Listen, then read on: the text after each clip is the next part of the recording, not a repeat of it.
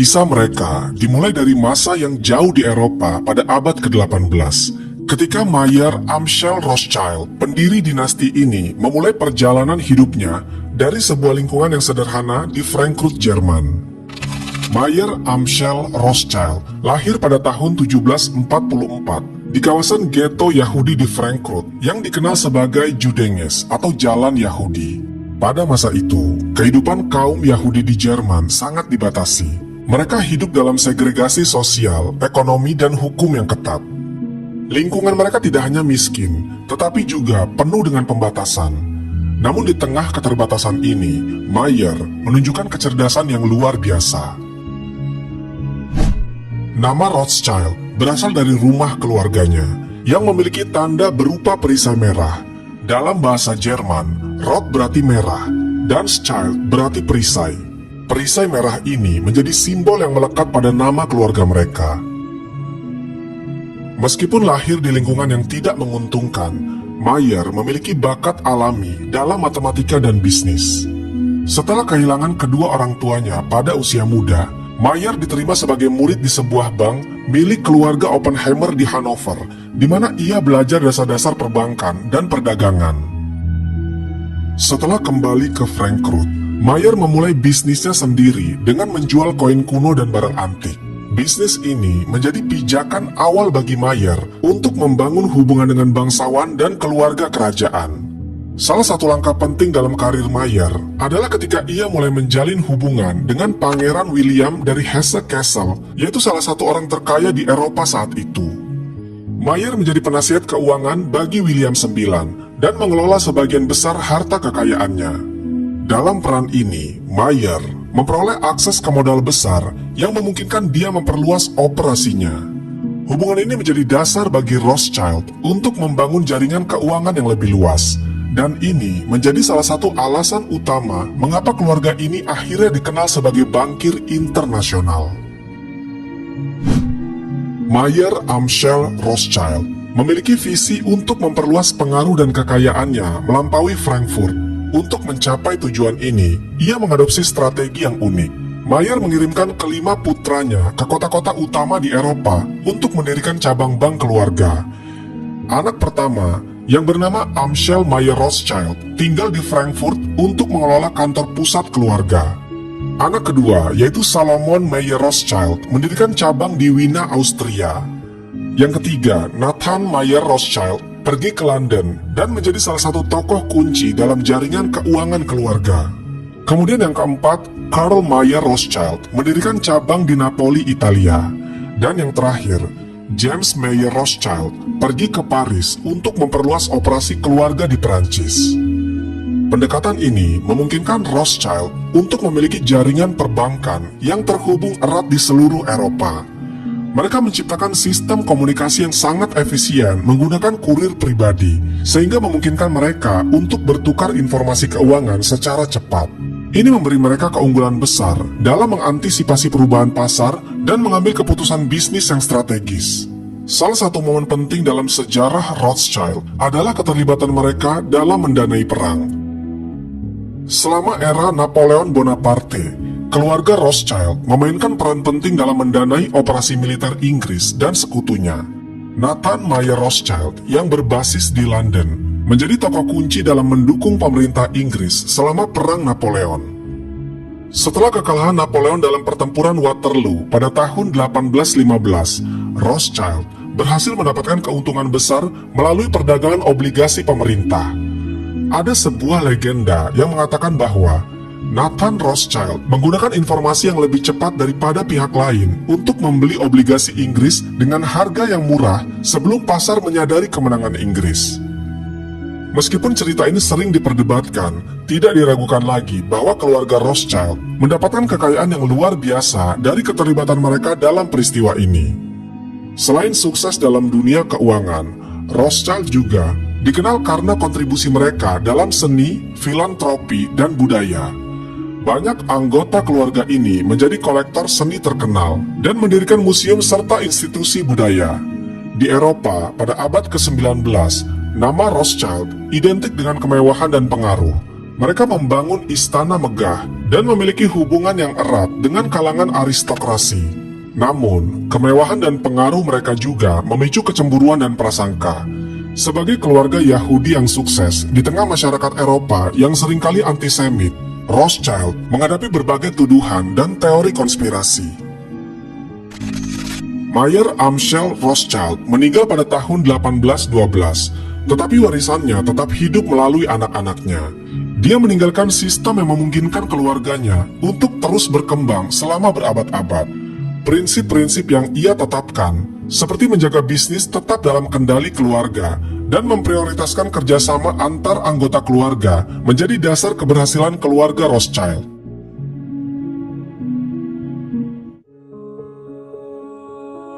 Salah satu pilar kesuksesan Rothschild adalah sistem keuangan terpadu yang mereka ciptakan.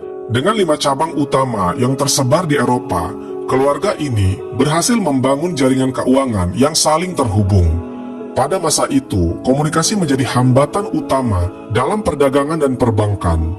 Tetapi Rothschild mengatasi masalah ini dengan menciptakan jalur kurir pribadi yang sangat andal. Kurir-kurir ini membawa surat-surat dalam kode rahasia yang memungkinkan keluarga untuk bertukar informasi secara eksklusif dan cepat. Informasi tersebut seringkali lebih cepat daripada pemerintah atau pelaku pasar lainnya. Misalnya, selama Perang Napoleon, cabang Rothschild di London sering mendapatkan informasi perang lebih cepat daripada pejabat resmi Inggris. Hal ini memberi mereka keuntungan besar dalam perdagangan obligasi dan investasi lainnya. Selain komunikasi, Rothschild juga memanfaatkan sistem Bill of Exchange atau Wesel untuk memfasilitasi transaksi lintas negara. Sistem ini memungkinkan mereka untuk mentransfer dana tanpa harus mengangkut emas atau uang tunai secara fisik, yang mengurangi resiko dan biaya. Strategi ini menjadi dasar bagi sistem perbankan modern. Salah satu langkah besar dalam ekspansi kekayaan Rothschild adalah dominasi mereka di pasar obligasi pemerintah. Pada abad ke-19, banyak negara Eropa yang membutuhkan dana besar untuk membiayai perang, pembangunan infrastruktur, atau membayar hutang. Rothschild menjadi mitra utama bagi pemerintah-pemerintah ini, termasuk Inggris, Prancis, Austria, dan Rusia. Sebagai contoh, Nathan Mayer Rothschild di London memainkan peran penting dalam membantu Inggris mendanai upaya militer melawan Napoleon. Setelah perang berakhir, Rothschild terus mendominasi pasar obligasi pemerintah Inggris yang dikenal sebagai Consols. Mereka juga membantu pemerintah Austria dan Prancis dalam mengatur utang nasional mereka. Pendekatan Rothschild dalam perdagangan obligasi sangat inovatif. Mereka seringkali bertindak sebagai perantara, membeli obligasi dalam jumlah besar, dan menjualnya kepada investor dengan harga yang lebih tinggi. Dengan cara ini, mereka tidak hanya mendapatkan keuntungan finansial, tetapi juga membangun hubungan yang erat dengan pemerintah-pemerintah Eropa. Selain berfokus pada pasar obligasi, Rothschild juga mulai mendiversifikasi investasi mereka ke sektor yang lain. Salah satu bidang yang menjadi fokus mereka adalah pertambangan. Pada pertengahan abad ke-19, keluarga ini berinvestasi besar-besaran dalam tambang emas dan perak di berbagai negara, termasuk Spanyol dan Afrika Selatan. Investasi mereka dalam pertambangan memberikan 2 keuntungan utama. Pertama, mereka memperoleh kendali atas pasokan emas dan perak, yang merupakan dasar dari sistem keuangan global pada saat itu. Kemudian yang kedua, investasi ini memberikan mereka pengaruh di sektor industri yang berkembang pesat selama revolusi industri. Selain pertambangan, Rothschild juga berinvestasi dalam kereta api. Di Eropa, pada abad ke-19, jaringan kereta api menjadi simbol kemajuan ekonomi dan teknologi.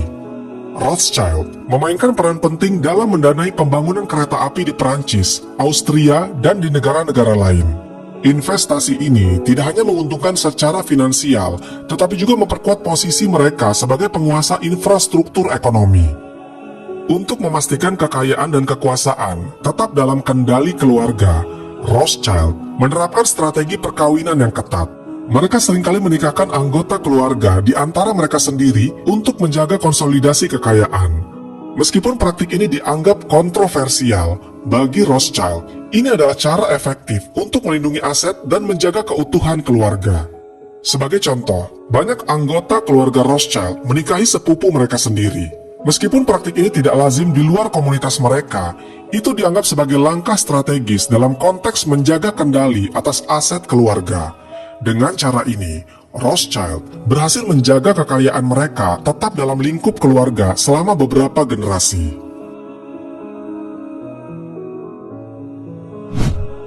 Selain peran mereka dalam keuangan, Rothschild juga mulai memainkan peran penting dalam politik Eropa. Hubungan erat mereka dengan pemerintah-pemerintah Eropa memberi mereka akses ke pengambilan keputusan dan kebijakan tingkat tinggi. Namun, pengaruh ini seringkali tidak terlihat langsung, karena Rothschild lebih suka beroperasi di balik layar. Salah satu contoh pengaruh politik mereka adalah keterlibatan mereka dalam Perjanjian Wina pada tahun 1815, yang mengatur ulang tatanan politik Eropa setelah kekalahan Napoleon. Rothschild membantu mendanai konferensi ini dan menjadi salah satu kekuatan keuangan yang mendukung stabilitas politik di benua itu.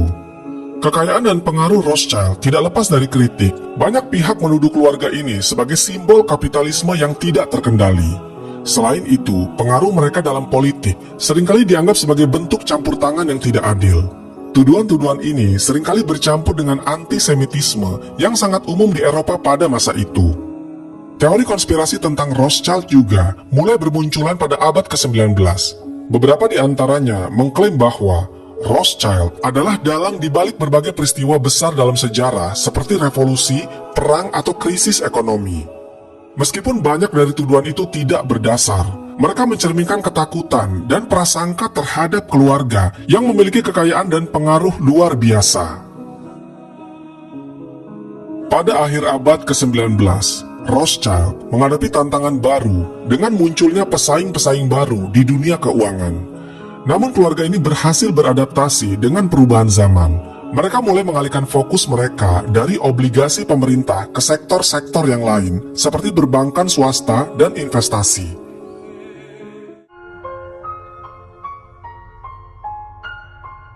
Nama Rothschild seringkali dikaitkan dengan berbagai teori konspirasi dan kontroversi yang mencakup politik, ekonomi, hingga tatanan dunia. Popularitas teori-teori ini melampaui batasan geografis dan menjadi bahan diskusi yang penuh spekulasi di berbagai kalangan. Sejak abad ke-19, Rothschild telah menjadi subjek teori konspirasi yang seringkali berbasis pada antisemitisme dan ketakutan terhadap kapitalisme. Ketika keluarga ini mulai mendominasi dunia perbankan Eropa, mereka menjadi sasaran kecurigaan dan tuduhan yang tidak berdasar. Salah satu momen penting yang memicu teori konspirasi adalah peristiwa pertempuran Waterloo pada tahun 1815. Nathan Mayer Rothschild yang berbasis di London diklaim menggunakan jaringan kurirnya untuk mendapatkan informasi tentang kekalahan Napoleon lebih cepat daripada siapapun. Legenda yang berkembang mengatakan bahwa Nathan menyebarkan kabar palsu tentang kemenangan Napoleon untuk memicu kepanikan di pasar obligasi Inggris. Setelah harga obligasi jatuh, ia membeli dalam jumlah yang besar dan kemudian mendapatkan keuntungan besar ketika pasar telah pulih. Meskipun tidak ada bukti kuat untuk mendukung cerita ini, narasi tersebut terus berkembang selama berabad-abad. Peristiwa ini paling sering dijadikan contoh bagaimana Rothschild dikaitkan dengan manipulasi pasar dan kekuasaan di balik layar. Salah satu tuduhan paling umum terhadap Rothschild adalah bahwa mereka memiliki kendali atas sistem keuangan global. Tuduhan ini seringkali mencakup klaim bahwa keluarga Rothschild mengontrol bank sentral di berbagai negara, memiliki pengaruh yang besar terhadap lembaga-lembaga seperti Bank Dunia dan Dana Moneter Internasional atau IMF. Kemudian dikaitkan dengan memanipulasi pasar keuangan untuk keuntungan mereka sendiri. Sebagian besar teori ini didasarkan pada pengaruh historis Rothschild di dunia perbankan, terutama pada abad ke-19. Namun pada kenyataannya, kendali keluarga Rothschild terhadap bank sentral seperti Federal Reserve di Amerika Serikat atau Bank of England tidak memiliki dasar faktual. Rothschild memang memiliki hubungan dengan beberapa bank sentral di masa lalu, tetapi mereka bukan pemilik atau pengendali lembaga-lembaga tersebut. Selain dunia keuangan, Rothschild juga sering dituduh terlibat dalam perang dan konflik internasional. Teori konspirasi menyebutkan bahwa keluarga ini mendanai kedua belah pihak dalam perang untuk mendapatkan keuntungan finansial. Misalnya, selama Perang Napoleon, Cabang Rothschild di London mendanai pemerintah Inggris, sementara cabang mereka di Paris berhubungan dengan pihak Prancis. Tuduhan ini mengabaikan fakta bahwa keluarga Rothschild adalah ahli dalam mengelola resiko dan memilih pihak yang mereka anggap memiliki peluang kemenangan tertinggi. Selain itu, hubungan mereka dengan pemerintah seringkali lebih bersifat profesional daripada politis. Namun persepsi tentang keterlibatan mereka dalam konflik global terus digunakan untuk mendukung teori bahwa Rothschild mengendalikan jalannya sejarah. Rothschild juga sering dikaitkan dengan gerakan Zionis dan pembentukan negara Israel. Anggota keluarga seperti Edmond de Rothschild memainkan peran penting dalam mendukung pendirian pemukiman Yahudi di Palestina pada akhir abad ke-19 dan awal abad ke-20. Edmond mendanai berbagai proyek pertanian dan pembangunan di wilayah tersebut yang menjadi landasan bagi perkembangan komunitas Yahudi di Palestina. Namun keterlibatan ini memicu tuduhan bahwa Rothschild berada di balik konspirasi untuk menciptakan negara Yahudi demi kepentingan mereka sendiri. Memang cukup masuk akal jika kita melihat apa yang dilakukan Rothschild di awal-awal pembentukan negara Israel. Namun ini perlu penelitian lebih lanjut untuk mengungkap keterlibatan keluarga ini dalam pendirian negara Israel, khususnya untuk kepentingan keluarga Rothschild.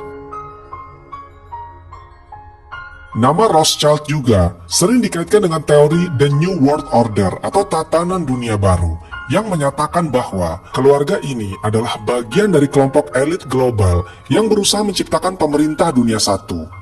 Dalam narasi ini, Rothschild digambarkan sebagai pengendali di balik lembaga-lembaga internasional seperti Perserikatan Bangsa-Bangsa atau PBB, serta pelaku utama dalam mengatur agenda global. Teori ini seringkali menggunakan istilah-istilah seperti bankir internasional atau keluarga elit. Keluarga Rothschild jarang merespon secara langsung tuduhan dari teori konspirasi yang diarahkan kepada mereka. Sebagian besar anggota keluarga lebih memilih untuk tetap berada di bawah radar dan menghindari sorotan media. Namun dalam beberapa kasus, mereka telah mengambil langkah hukum terhadap publikasi yang menyebarkan informasi palsu tentang mereka. Sebagai contoh, pada tahun 2015, Rothschild memenangkan gugatan hukum terhadap sebuah surat kabar Prancis yang mengklaim bahwa mereka memiliki pengaruh besar di belakang layar politik Prancis. Kasus ini menunjukkan bahwa meskipun Rothschild jarang menanggapi secara langsung, mereka tidak segan-segan mengambil tindakan jika reputasi mereka terancam.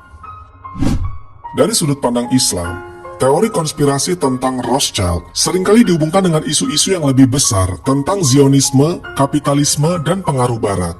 Beberapa kelompok Islamis menggunakan narasi tentang Rothschild untuk mengkritik dominasi ekonomi global dan mendukung teori bahwa keluarga ini berperan dalam mendukung agenda Zionisme. Dan jika ditarik dari garis sejarah, menurut dari laman History, Inggris menyetujui pendirian negara Israel di tanah Palestina atas permintaan salah satu anggota keluarga Rothschild, yaitu Walter Rothschild.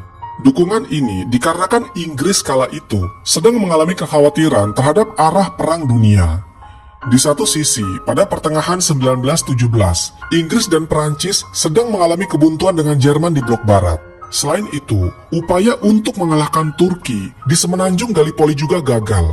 Hal ini membuat Perdana Menteri David Lloyd George membuat keputusan dengan mendukung Zionisme, gerakan dari tokoh Yahudi bernama Chaim Weizmann yang menetap di Manchester. Motif di balik keputusan ini adalah pemerintah Inggris berharap dukungan yang membantu Zionisme ini bisa memberikan timbal balik berupa dukungan Yahudi. Setelah deklarasi Balfour, populasi Yahudi di Palestina meningkat secara signifikan. Akibatnya, sering terjadi kasus-kasus kekerasan yang melibatkan orang-orang Yahudi Arab. Ketidakstabilan daerah ini membuat Inggris menunda keputusannya tentang Palestina. Namun setelah Perang Dunia Kedua, justru lebih banyak dukungan internasional untuk Zionisme. Hasilnya adalah, mereka mendeklarasikan diri secara resmi pada tahun 1948 dengan mendirikan Israel. Salah satu alasan utama keberhasilan Rothschild adalah kemampuan mereka untuk beradaptasi dengan perubahan zaman. Dari perdagangan emas hingga energi terbarukan, keluarga ini selalu mencari peluang baru di tengah tantangan global. Pendekatan mereka yang fleksibel dan fokus pada diversifikasi investasi membantu mereka tetap relevan. Meskipun Rothschild cenderung menghindari perhatian publik, mereka tidak sepenuhnya menghindari kontroversi. Dalam dunia yang semakin mendukung transparansi, Rothschild menghadapi tantangan untuk mempertahankan posisi mereka tanpa kehilangan reputasi sebagai pengelola keuangan yang terpercaya. Nama Rothschild di satu sisi adalah kisah luar biasa tentang visi, kerja keras, dan kemampuan manusia untuk membangun dinasti yang bertahan melintasi abad. Di sisi lain, nama ini juga menjadi bayangan gelap yang melahirkan mitos, ketakutan, dan tuduhan yang tak kunjung sirna. Keluarga ini berdiri di persimpangan antara kekaguman dan kontroversi, antara fakta dan fiksi, antara pengaruh nyata dan ilusi. Namun terlepas dari pujian dan tudingan, keluarga ini mengingatkan kita pada satu hal yang tak dapat disangkal. Dunia modern adalah arena yang kompleks, di mana batas antara fakta dan persepsi seringkali kabur. Rothschild adalah cermin bagi zaman kita, zaman di mana kekayaan dapat membangun istana, tetapi juga memicu prasangka. Zaman di mana kekuasaan dapat menciptakan kemajuan, tetapi juga menjadi bahan bakar ketakutan. Dalam segala kontroversi yang melingkupinya, Rothschild tetap menjadi bukti bahwa sejarah tidak hanya ditulis oleh fakta, tetapi juga oleh cerita yang diceritakan berulang kali, hingga ia menjadi mitos yang lebih besar dari kenyataan itu sendiri.